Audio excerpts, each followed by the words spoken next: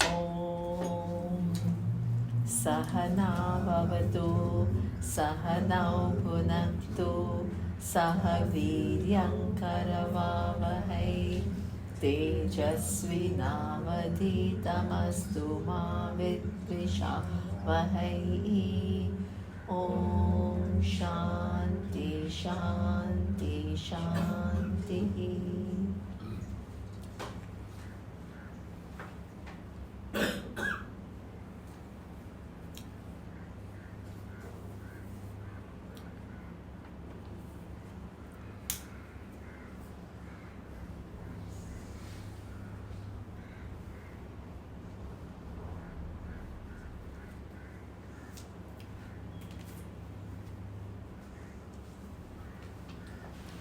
Okay, so where we stopped is the importance of a teacher in your whole pursuit in removing the ignorance and seeing the reality and the contribution, and it's a relationship, and it's a relationship based on trust. So it's a very important relationship.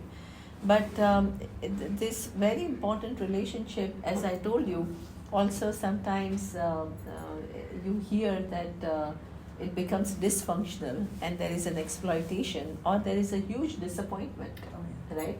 Yeah. That you have put all your life dreams and trust in one person, and when that trust is violated, it's very, very hard, you know. So why does that happen, right? And what is the dynamic? So any idea about why do people just follow sometimes people and have so much trust in people who sometimes can violate so much? How come you don't see it, and how you don't see through it, and how you put you're in some completely self-created world which doesn't allow you to discern what is going on? What do you think? I think they're looking for daddy or mommy. Okay. Yeah, there's also the teacher, this guru, brings you in an area that you have no knowledge of. Okay. So, and also, it is a kind of a reality that you feel you're not worthy of. This is my own experience. And so, the trust, if you trust someone, you give yourself, you surrender yourself somehow. Because that was not when I was on the university, because I could think, I had the capacity to think logically, and the same as the teacher. I was able to stand on my own feet, but this area was something so unknown. And it was also beyond something. I felt it somehow. So I can understand why of course, a daddy and a mommy, yeah, you give your power away because you substitute the parents, the love that you didn't have, and then you project it on the teacher. I understand it, but there's also an area that a teacher has great responsibility, actually. Most of the time, you come in those situations, you are in a crisis, maybe. Yeah. Mm-hmm. You belong to a needy audience. Mm. Otherwise, you don't ask you those questions, you know. Mm. That brings you to the guru. That was not valid for me. I was not in a crisis. Just happened to be on that Yeah, but place at that everything time. need not apply to you. But Yeah. you're Yeah, right, there are but not I- everybody. of course, That's true. Can happen. Yeah, it can happen Sure. very often. It can happen. Right? Yeah. See, everything that we talk about here, you're right. It doesn't apply to everybody, but it's true. But it is very much true that at the time of crisis, you are a little needy, and that's when you are, you are likely to just cling on to somebody, right? And this mommy and daddy is something which is very important. That whole point that we had And there is a real problem with that, but it's not only the teacher's problem, it's also somebody, the person who's projecting mommy daddy is a problem. So what happens is that at young age, so when we are born, we are unable to do anything ourselves. Our whole survival depends upon somebody else taking care of us. Neither you can walk, nor you can talk, nor you can eat. You can't do anything on your own. So you're entirely dependent upon the world. But within the world, who? Your parents, right? So therefore, because you're totally dependent on your parents to look after you, the universe itself gives you trust. It's a beauty. Your person, the person who is looking after you, you're surrendered to that person, and you have total trust. And that's a very beautiful thing. But what happens is, because human beings are fallible, your trust gets violated. Your trust gets violated in so many different ways. One day your dad was very nice to you, but next day he was preoccupied and he started shouting, and you didn't know what you have done. Right? The dad had this whole disciplinarian attitude and went by rules. So one day you wanted to stay up a little longer and he threatened you, and you can't do that, you're a child, this is a rule, you have to go to bed at 8. And you started crying and he started saying, stop being a bad kid. And you just don't know what you have done to receive such a harsh response. Or sometimes you saw your mom and dad fighting and you didn't know what was going on because you have full trust in them. Or sometimes you don't see them fighting but manipulation. The relationship is not a clean, loving relationship. Manipulative relationship. And you got confused. So what happens is we have lived with violation of trust, but there is an innate need to refine that trust, because we were born with that trust. To find ourselves complete. And who is the person upon whom we project this mommy daddy, where we can regain our trust? This is a psychological issue. This is not a search issue. What you are looking for, the truth, the cognitive person. This is not that issue. You are looking for that one figure who you can trust totally, which is what you were born with, which will completely resolve this seeking incomplete human being. And what happens is, a spiritual guru, because he's not talking about, as you said, things that you learn in the university, physics, math, history, is talking about you. So therefore, that person becomes really the person unto whom you, what we call, surrender. Because that is something that you have been searching for. Somebody with whom you can just totally resolve all your issues. Now, this is something which is common. It happens to many students. Now, how teachers handle it is another ball game. So, now imagine if the teacher himself or herself has not resolved their own issues. They are in their own trip of grandeur and bigness, and I am this and I am that, and then what will happen is they will pose as that person who will take care of you. All you have to do is to surrender to them. Intellect is not going to get you anywhere.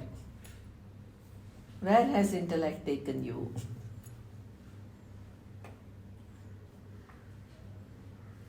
This is a very clever message. Why? Because the intellect is has a discerning capacity. By giving you that message that in spirituality, intellect has no role to play, what he has done, numbed you. Yeah. Yeah, it's all your ego, they say. Yeah, it's all your ego. It's all just you, the questioning one. This doubting one will never get there. This is what we call subliminal conditioning. They may not even realize it. Because there is only one person who is able to assess, and that person is said to be useless. It will not get anywhere because it's all ego. Then, and plus, you pose yourself as this big daddy who will embrace you, who will love you, he will make you alive to this universal love and universal whatever. So, all beautiful words. And what happens is, like this child who has his need gets attracted to this person. And then starts projecting on that person as, some god or reincarnation of a god or some great figure. And then you are told, surrender, surrender, surrender. You observe something which you see that something is wrong, some small things. Surrender. Oh, this is my doubting mind. This is my intellect. Ego. This is your ego. So this is how what happens is that you get completely drawn into something. Now, this is something which can happen. Now, what I'm talking about is this can happen to two kinds of teachers. The teachers who know the truth and they are mature, and teachers who don't know anything and pose as a guru. It can happen to both. Because this comes from the need of a other person. It doesn't come from the teacher. Now, the person who is immature and is looking to be big will kind of encourage these kind of thoughts because it's convenient. And they gather people, they gather crowds, they become big, they, gain fame, so it becomes all, And ultimately, the spirituality is all about surrender, not to anything else, to them. Now imagine if you are immature and all of a sudden everybody is falling at your feet. Everybody is like adoring you. Everybody thinks they're projecting on you as some big, guru or somebody very special and somebody who's so incarnation or God knows what. What if you are not ready? What does it do to you? You're getting a big You yourself create this self-deception. Look how big I am, look how powerful I am, look how you are in your bubble, the other person is in their bubble, everybody is in the bubble. You have created a bubble of your own grandness, others have bought into it. And others have their own need that they are trying to satisfy, which is refinding the trust. And then it is one whole big mess. And that all the bubbles have to burst. Why the bubbles have to burst? Because if you're not, if the teacher is not what they claim to be, it will start showing up in their behaviors. It can start with something simple, right? Make you feel inadequate, pull you up. make you feel ashamed, make you feel you don't know anything. So there are so many teachers, you ask them any question and they said, oh, this is all coming from ego, don't ask questions. Because he doesn't know the answer. Because they don't know the answer. Exactly. They don't have a teaching. No. Yeah, they have no teaching. So if you are a little discerning person, This is a silly question. yeah, this is a silly question. And you feel so inadequate, you feel so small.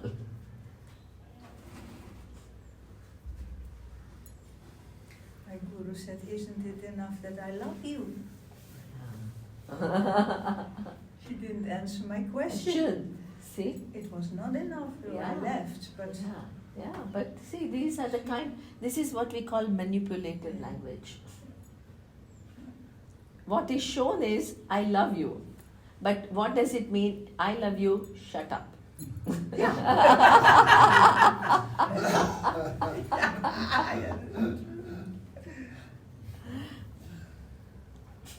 And we don't see it. But then we put guilt on ourselves.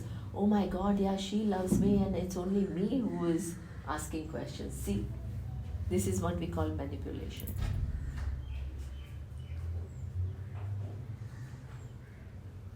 So this is why the person enters into this game, and what makes you feel guilty, keeps you under their control, doesn't allow thinking. And you always remain this small person, and that person always remains the big person. After 20 years, it's exactly the same story.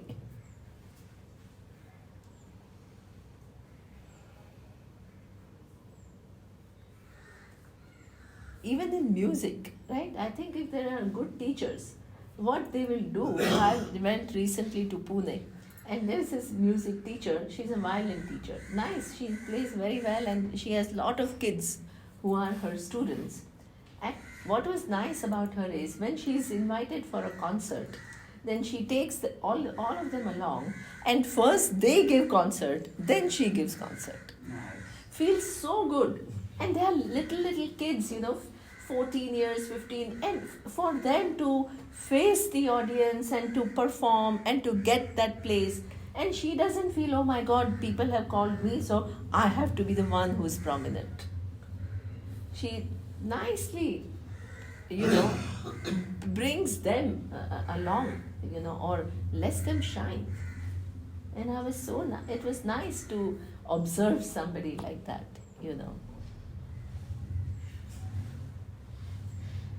So that is it's something that the teacher has to pull you up and empower you and give you. So if you are, it doesn't mean, for an example, in Vedanta, most of the students of Swamiji, they have become teachers, but some may decide not to be teachers. It's not like everybody has to be a teacher. But what it means is everybody has enough knowledge. Knowledge is transferred. So you feel empowered that if you want to, you can become. And you can, you are not just an ordinary person. You can communicate and you can make sense and you can talk about it and you can influence the audience. So that is empowerment. This is what we call learning subject matter empowerment. There is emotional empowerment. He always used to say that initially I will facilitate your growth, but later on you have to learn to stand on your own feet.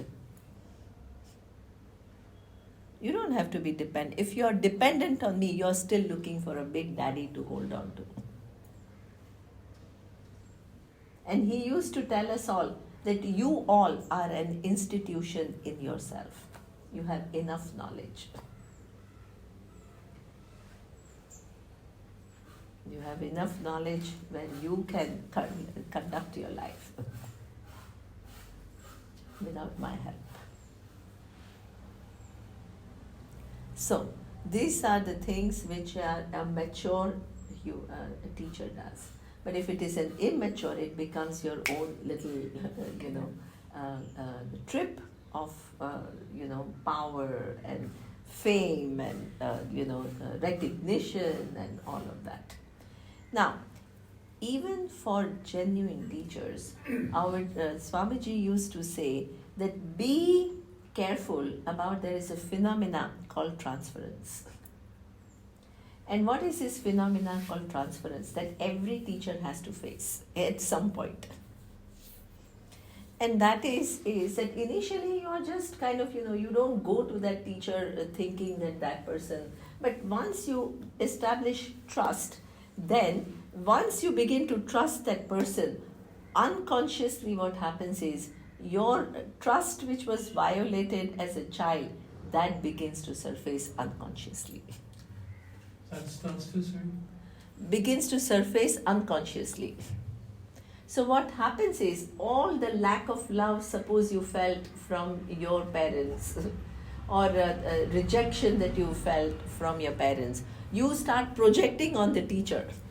That now, suppose you felt lack of love by your parents, you will then start thinking, and in our course, I can say so many people, they said, oh, Swamiji doesn't like us. Why? Because now the child, it's almost that child is trying to refine the trust in somebody else, but all the memories of that particular relationship where trust was violated are projected onto that new relationship. So you start not trusting the person, or you start feeling that the person doesn't like me, or the person doesn't care for me. Person likes that Swamiji likes somebody else a little bit more than me. Or sometimes you say something and suppose he has to correct, you tell yourself, oh my God, I'm so stupid.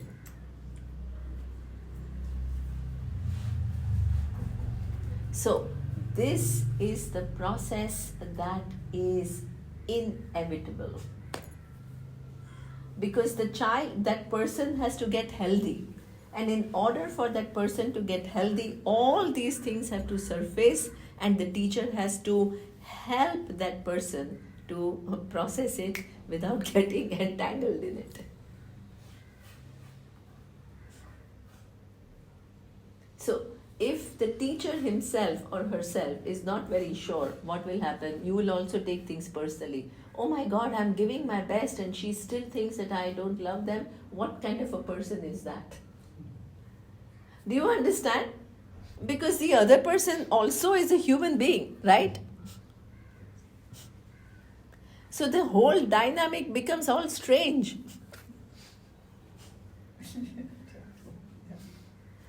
This is what Swamiji told us, that if you are going to be teacher, you all have to deal with the transference. If a student gets to like you, and people just sometimes come and listen to you, they don't connect. But if they do connect with you, all these things will surface.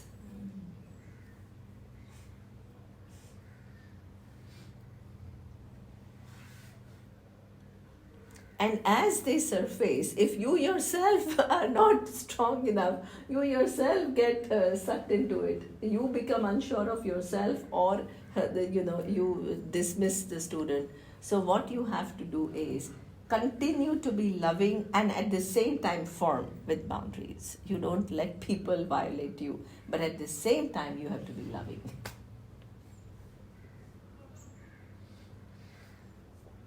And also being aware that you yourself remain always a disciple as well. Sorry? That you remain a disciple as well your whole exactly. life. Yeah, you yourself are learning all your life, right? You are learning all your life, and you're finding ways to support people, right? Without losing your own ground.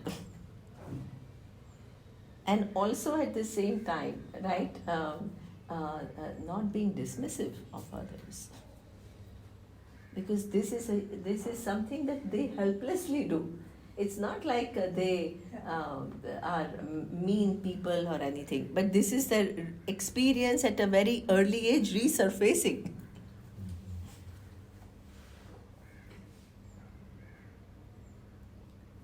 Then there is one more thing that Swamiji used to do. And then he says, anybody who's putting you on a pedestal, So what it means is that they think that you can't do anything wrong, and they have their own definition of what is right. Then what happens is, he says it feels very good because people are like really looking up to you. But he says it's a trap. Yeah. Why? Because if you deviate slightly from what they think is the right thing to do, you fall from their grace. Then they will start criticizing you.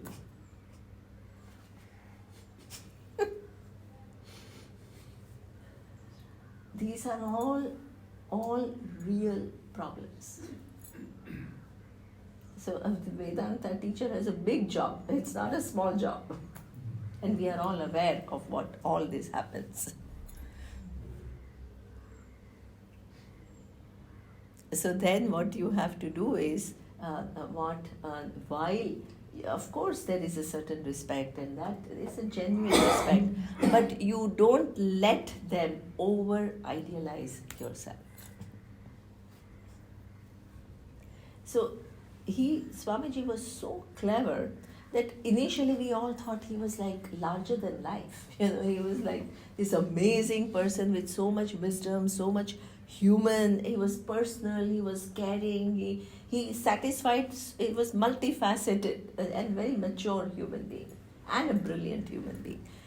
But slowly, what he did is started when the right time came, and if we were over like in awe, he would start talking about his own limitations.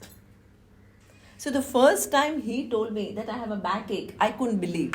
Because for me, he was like, how can he have a backache? Do you understand? Because for me, he was like some, this kind of a amazing superhuman. But I needed to hear that. I needed to hear it, because then I don't kind of think of him as something, and I'm not in my own some projection of who he is.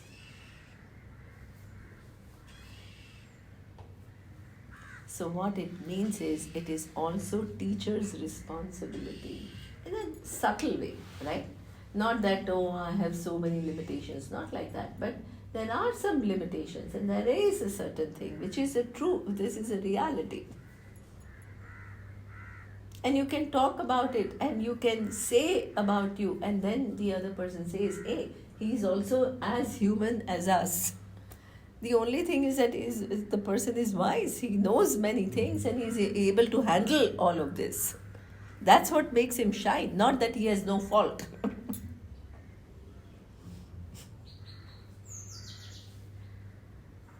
And that is, I tell you, is all done so subtly, you don't even realize it, but to make sure that there is not this over-idealization. The teacher has to handle it.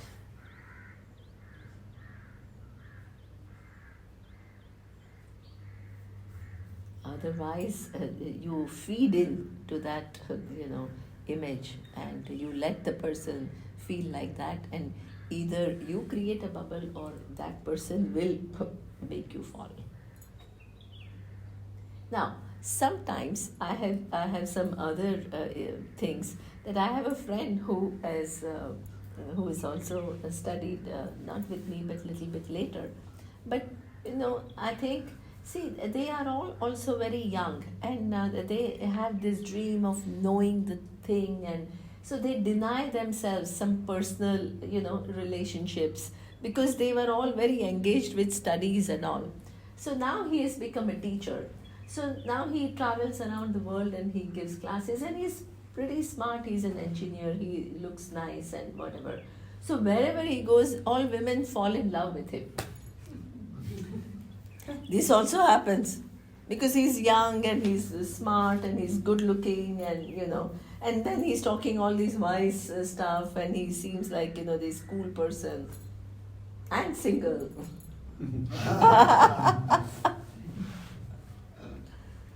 So they all fall in love with him. Now he himself has denied himself relationships. What does he do? he gets into those relationships. Now, because we are friends, he's not a bad person. Please understand, he's not a bad person. I asked him, I said, what are you doing? Right? So you go to Greece and you have a girlfriend there, and you go to Rome and you have a girlfriend there, and what is this? Every year you have a new girlfriend. What is this? And then, what he tells me? He says, I'm not going behind them. I'm just teaching. They all fall for me. So I'm just going along.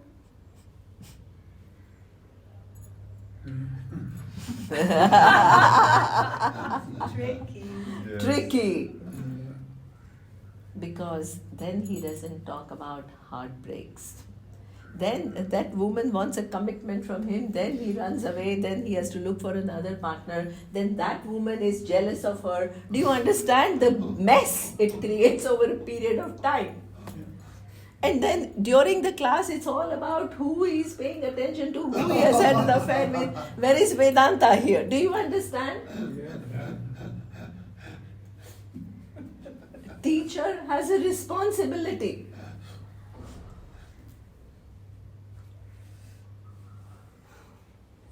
You are posing as a teacher of something which is very profound. You have to get your house in order.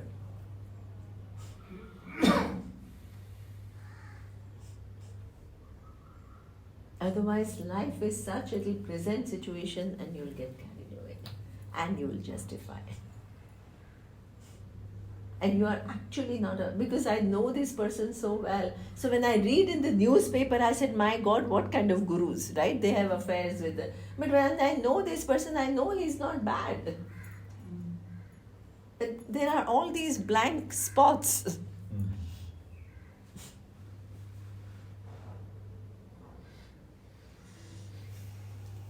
That we do not recognize.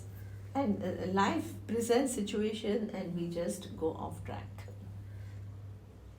So what it then means is that sometimes the individual, suppose if I'm sharing Vedanta, I have to remind myself that I'm not this great this thing. I have learnt it. This is a perennial knowledge. It's like Ganga flowing. You have taken a dip. You have benefited and you just pass on that blessing, and that's all. This whole teaching is not about you and your greatness and you as all this. You're just doing it. And while you do it, if you really want to do justice to this teaching, you have to invest in your growth as a human being.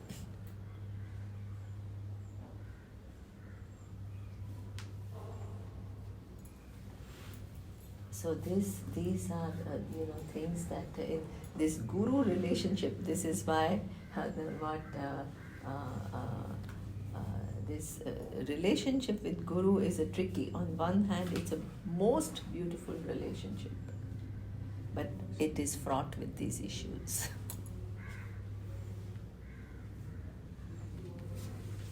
And the problems are both on the side of the students as well as the teachers, both. And both have to be aware and handle it properly. Then what can happen is really that relationship is perhaps the most profound relationship in your life.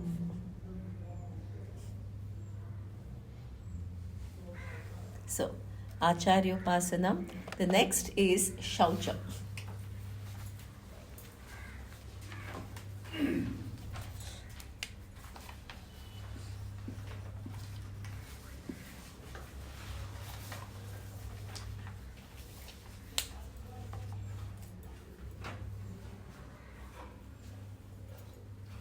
Shaucham is a value which means cleanliness.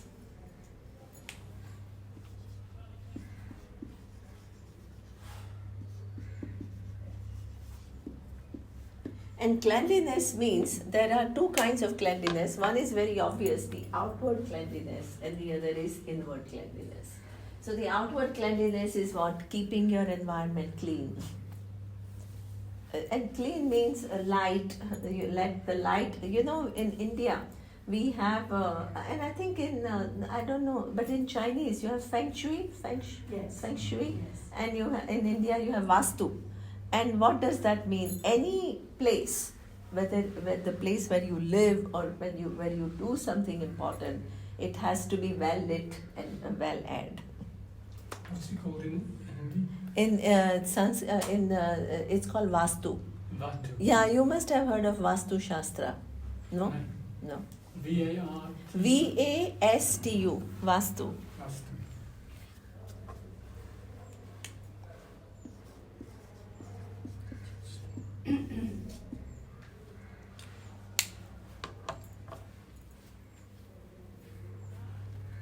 Because you want a fresh energy, not a stagnant energy. Where anything important, even the mind is, we are all sensitive, whether you recognize or not.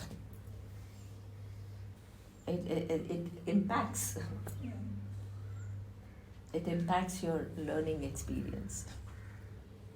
So this is why the cleanliness not only is the physical cleaning, but it is also, pleasant, aesthetically beautiful environment.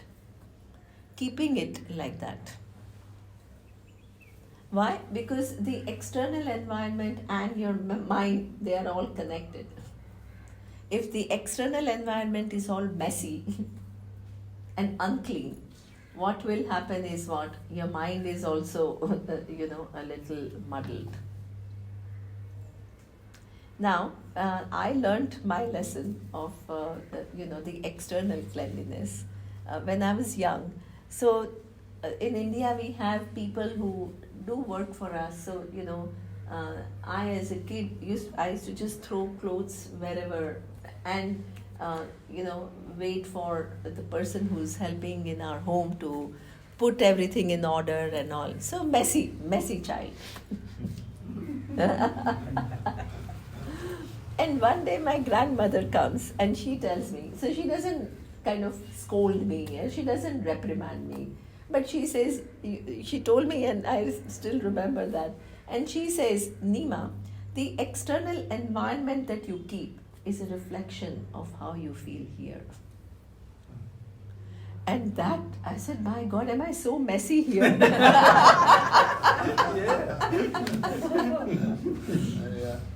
I got her message. I understood. I said, my God, so there is something wrong.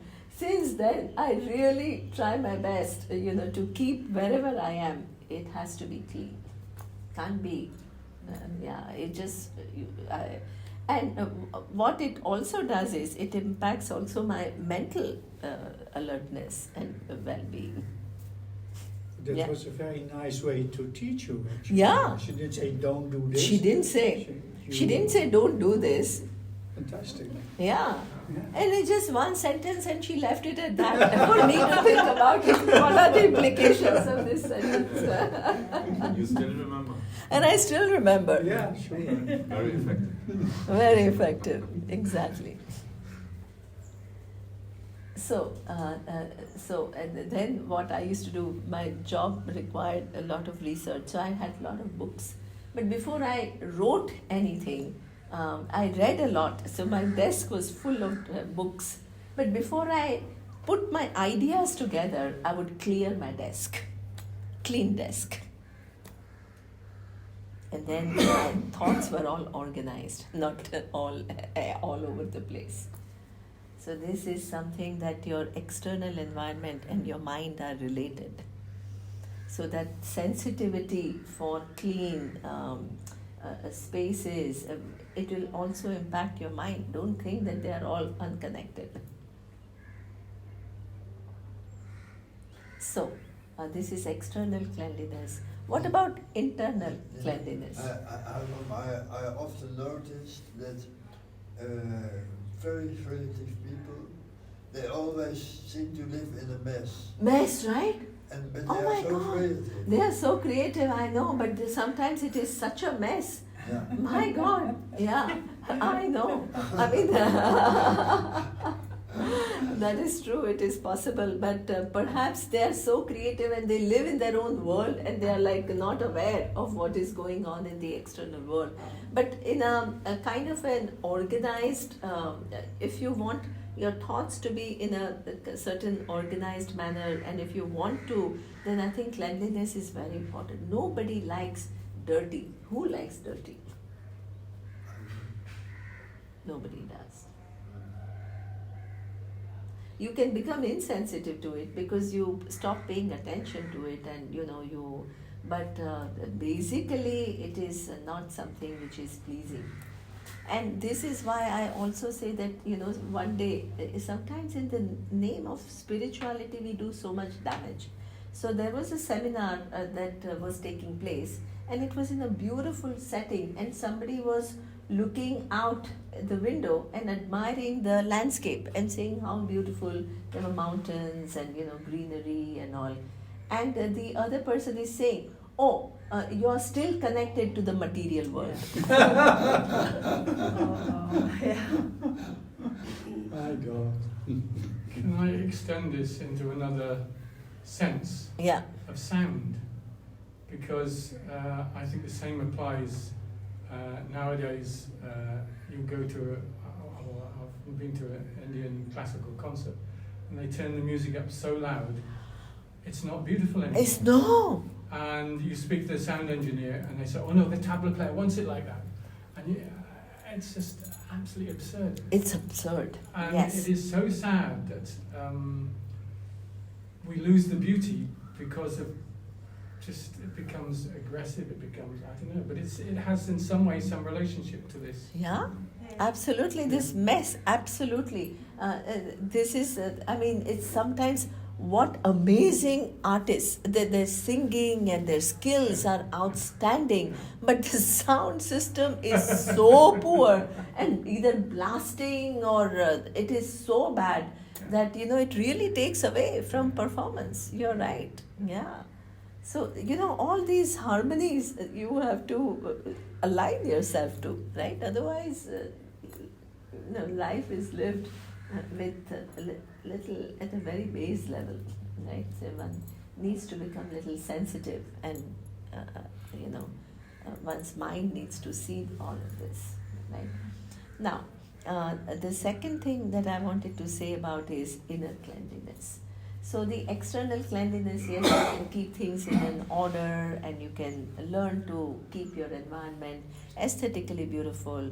But first of all, what is inner cleanliness? And how do you clean it? There is no detergent to clean inner uncleanliness.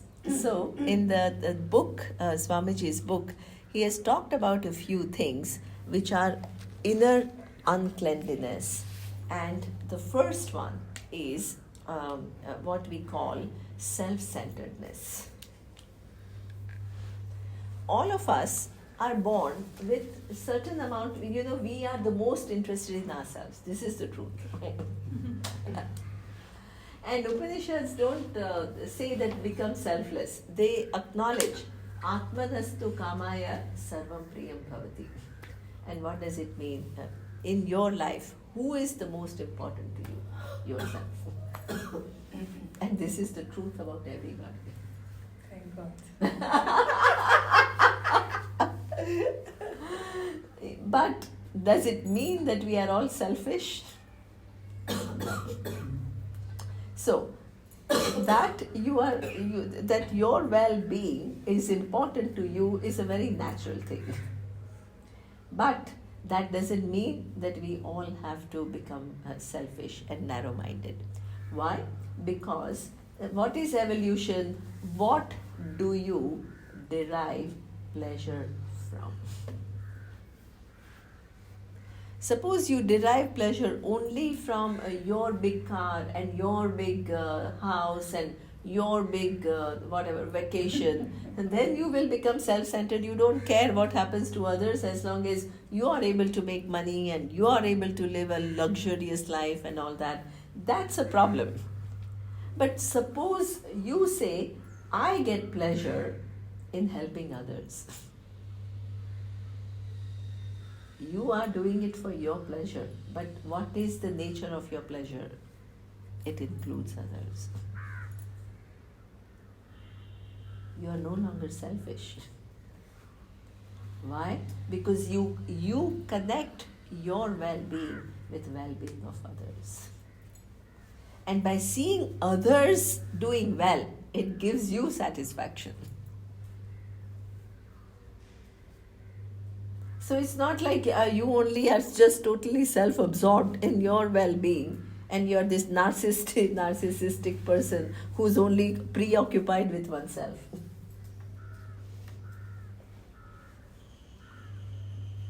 And you don't care about anybody else. That is a selfish person, and that is uncleanliness. Why? What is so unclean about it? The reality, as I told you, is we are all connected. This is the truth. And every minute of your existence depends upon contribution of some people or the other.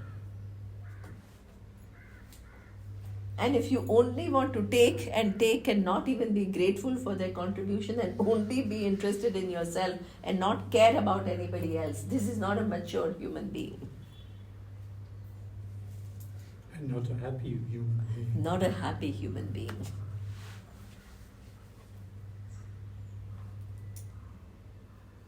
So this is why that freeing yourself from self-centeredness, becoming a larger human being. I don't mean to say self-sacrifice. No, you don't need to sacrifice yourself. This is what we call enlightened self-interest. What does it mean? I connect my well-being to your well-being. And what it means is that we are living in an interconnected world. If I give happiness to you, happiness will come back to me, perhaps from you or from anybody else, because this is the order of the universe. So generally we think by giving, we deplete ourselves. The Vedas say, by giving, you get blessed. Because you have contributed, and that contribution has to be compensated in so many different ways. So this is why overcoming what self-centeredness and becoming a larger human being who thinks about welfare of others, who's inclusive, includes everybody else, and not only thinks from one's own standpoint, is cleaning up inner uncleanliness, which is becoming narrowly self-centered. The second thing that we can do, which is a big inner uncleanliness, is self-criticism. Criticism. Yeah. So we interact with the world, but as we interact with the world, there is one mechanism in ourselves. We also do a self-talk. And what is this self-talk? You tell yourself who you are, how good you are, with your self-worth. This is your picture about yourself through your own conversation with yourself. And that nobody knows what is your self-talk with yourself, only you know.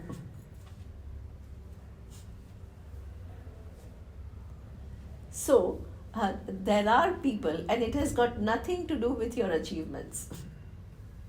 You can be highly self-critical. So I knew a person, he's a high achiever. He was always coming first. And in one exam, right? So he was by far better than everybody, and he got, suppose, 95 marks, and everybody else, the second person had 90 marks. So instead of being happy with, saying that, yeah, I did well, why, it's good to give yourself some credit, right, for the accomplishments that you have. He said, I tell myself, how could I have missed 5 marks? And beat oneself up. Where could I have missed it, and why did I not do it, and So what it means is you're so hard on yourself.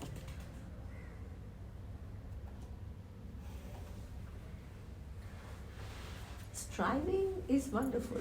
How can I next time, get it? That is a nice, nurturing self-language. Perhaps I can learn a little bit more. Perhaps I can figure things out a little bit more. This is a non-pressure language.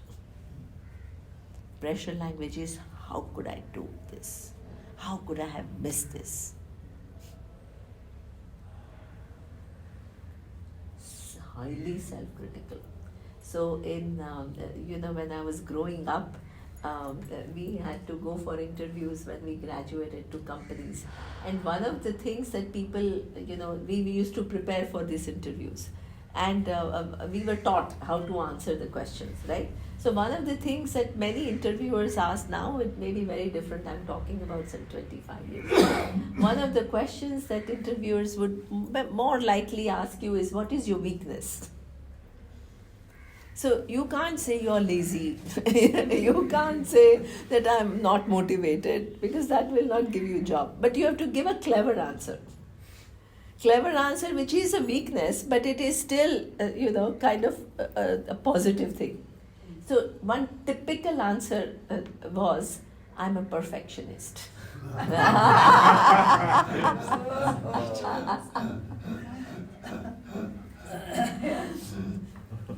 So why is it, first of all, why it's a positive thing? Because everybody loves perfectionists. If I delegate a job to a perfectionist, I can be pretty relaxed, because I know the person will drive oneself to get that thing done and without any errors. So I don't have to keep looking and intervening and correcting. So it's convenient for me. Then if it is convenient for me, why is it a problem?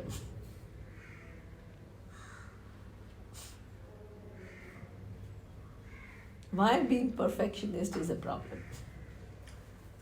Oh, because you can spend too much time on things, you can think things to death, you can, I know this quality quite well.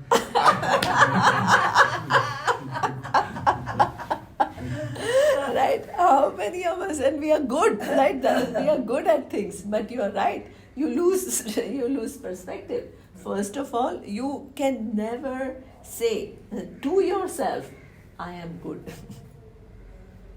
Yeah. Oh, this I can learn, and this I can do better, and this has to be like this. So everything becomes pressure. You listen to Vedanta, how do I become this wise person? How do I get these 20 values tomorrow?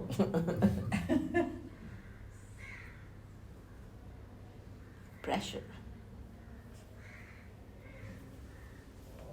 Nima, I also find that the perfectionist feeds the critic. Like they feed Absolutely. So now, one thing is absolutely. So, not only they drive themselves crazy, but anybody else who is with a perfectionist also has a hard time, because you set over the top standards for people who are around you, and if they do not meet those standards, they are going to get your criticism. So that means you're constantly in the state of critiquing either yourself or others. And neither you're comfortable with yourself, nor you make others feel comfortable.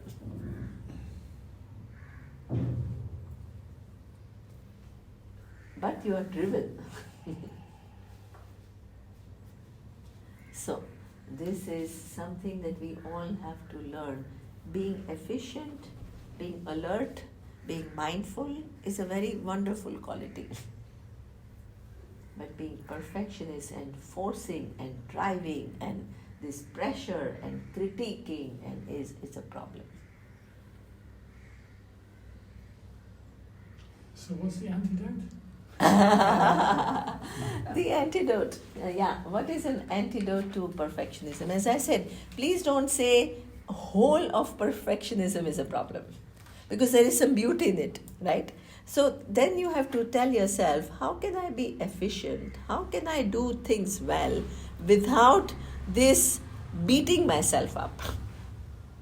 And how can I inspire others to do things rather than constantly critiquing things? How can I help them to excel? How can I help them to do better? How can I encourage them? How can I support them to lift them up? Rather than constantly criticizing them and putting them down and saying this is not good and this is not good. You can do it with others and you can do it with yourself. Lifelong learning. Lifelong learning. What also works well is just laughing at yourself. That I know from experience. Oh, that's a good Yeah. one, yeah. Absolutely. You're not that important. Yeah, that's a good Yeah. one. Absolutely. Yeah. See, one thing is time has come. 2 minutes. 2 minutes. Okay. So one thing is very important, that we are not saying that just become lax. You have that's why I say it's a quality also. Please recognize that you are driven, you'll do things well, you are reliable. It's good. So give yourself credit for that. Don't see whole of perfectionism as a problem. You can congratulate yourself with your dedication, your sincerity. It's good. But along with it, there is a flip side. So how you can keep one side, which is a positive side, and avoid that flip side? Just tweaking.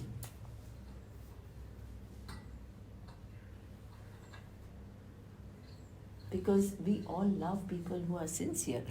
And we all love people who do their job well and who excel in things. Everybody loves, because there is a lot of beauty in that. But if it comes out of just dissatisfaction and critique and, not feeling good and not making others feel good, then it becomes a problem. It's very narrow. Yeah, that's a very good one, exactly. Just like, yeah. And it all has to do with low self-esteem, we talked about. Yeah, exactly. So that I have to be the best and I have to do it well and only then I'm good. And this self-critique, I will talk about it in the next class. You remind me, because there are some beautiful things that we all need to be aware of. So I will talk about Take it a next note. time. Yeah, make a note and remind me. I just want to ask you something with that subject. Some people, myself, that I am perfectionist as well, one of them. However, I never really because of that, I'm more like driven naturally as an artist. I can really help myself.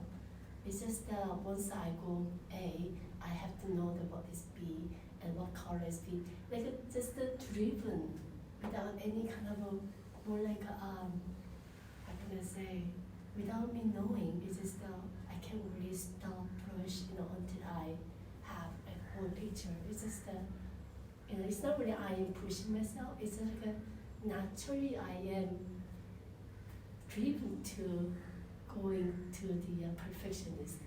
Then it's not really emotionally involved. It's just I just do. Yeah. But see, maturity, so that's why there are some verses in the Gita, and this is something nice, right? Along with perfect, I don't mean to say you have it, but what happens is that the verse in the Gita, let me talk about it, that suppose you have planted a seed, how long does it take before the tree comes? Many years. Can you want it tomorrow?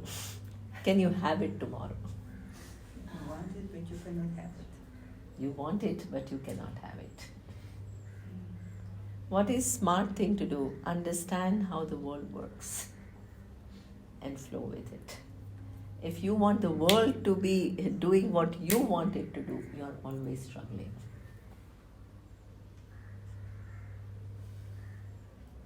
You have a child in your womb and you're so impatient to see the child.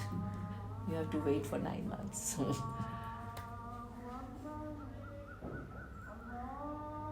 You can't change that. If you get impatient and in 4 months, if you open the womb, you make a mess. Same thing with Vedanta. There is this impatience, which is when will I get the truth? When will I be enlightened? It's a crazy kind of a thing. You drive yourself crazy.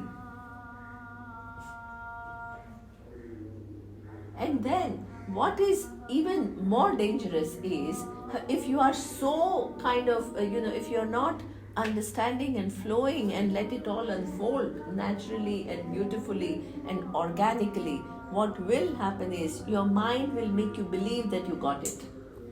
You enter into self-deception. I have seen it so often.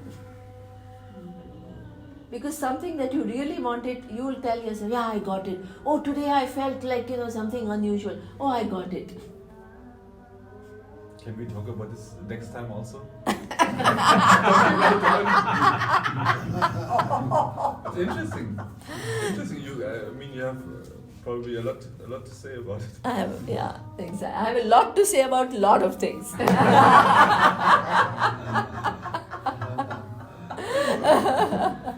So, next time. I have already done the prayer or not? No. Okay.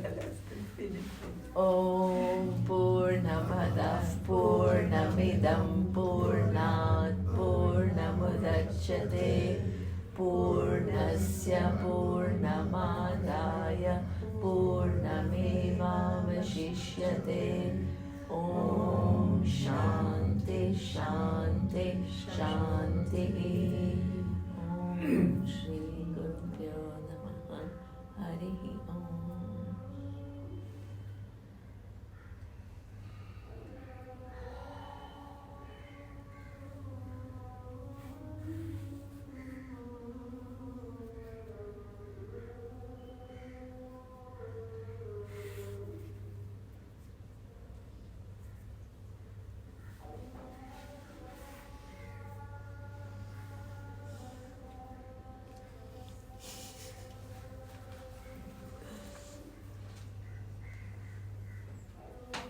Okay.